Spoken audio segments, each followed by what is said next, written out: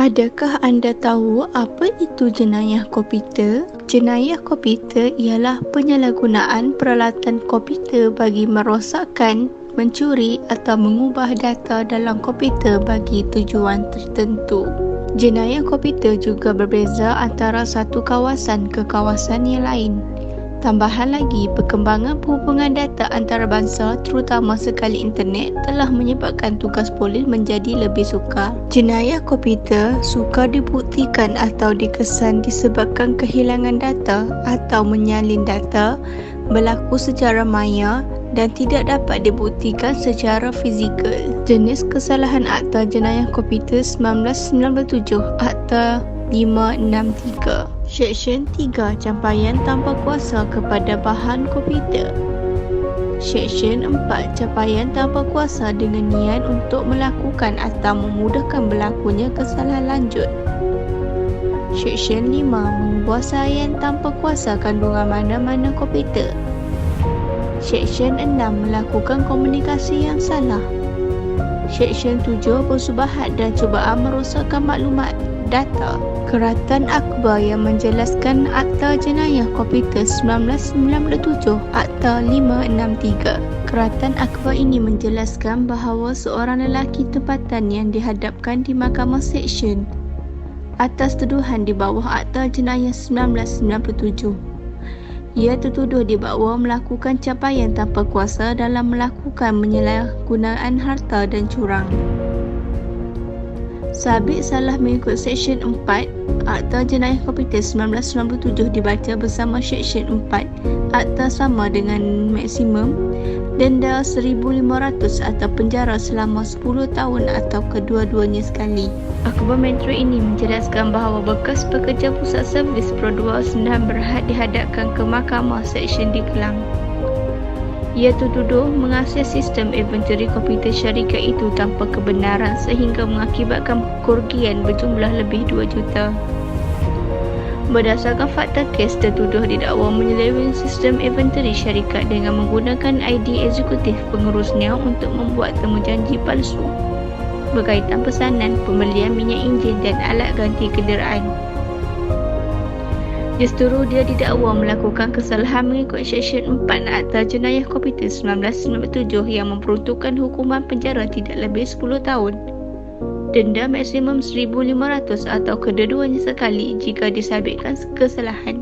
Keratan Akbar Berita Harian, dua lelaki mengaku tidak bersalah atas pertuduhan mendaftarkan nombor telefon kad SIM menggunakan identiti palsu. Mengikut pertuduhan, kedua-duanya tertuduh didakwa membuat capaian kepada kandungan satu komputer iaitu Sistem Multi-Channel Portal MCP digitelekomunikasi dengan berhad dan menyebabkan penguasaan tanpa kuasa ke atas kandungan sistem. Berikutan itu, kedua-dua tertuduh didakwa mengikut Seksyen 5 Akta Jenayah Komputer 1997 yang dibaca bersama Seksyen 34 Kanun Kesiasaan dan sabit kesalahan boleh didenda tidak melebihi RM100,000 atau penjara tidak lebih 7 tahun atau kedua-duanya sekali. Saudara, kecurian data bukan perkara baru, namun kes kecurian data pesakit. Pernahkah kita terfikir data kita diceroboh pihak lain dan ribu data pesakit dipercayai dicuri daripada sistem komputer? Dia menggunakan contohnya perisian ataupun software kod-kod berbahaya ni supaya infect kita punya PC, komputer ataupun sistem di mana dia boleh control. So selalunya di dalam komputer ni dia ada database dan daripada database pihak cyber criminals ni, penjenayah cyber ni dia boleh copy data-data yang berada di dalam database dan dia akan gunakan maklumat ini, information ini untuk tujuan tertentu. Selalunya untuk kejahatan lah, dia akan jual information, for example like credential seseorang. Dan dalam topik yang kita bincang hari ini adalah kemungkinan, saya cakap hypothetical, data pesakit di mana security je ada. Hanya cyber security saja. Baik, kalau kita melihat kepada sebuah institusi, jika mereka sedar ataupun mengetahui, sepatutnya mereka perlu memaklumkan kepada orang awam ataupun kepada pesakit itu sendiri, betul? Sama ada mereka telah dikodam ataupun tidak. Jika mereka tidak melaporkan, adakah mereka akan diambil tindakan institusi ini? Pada pandangan saya adalah penting diambil tindakan sebab dia merangkumi maklumat publik, ya.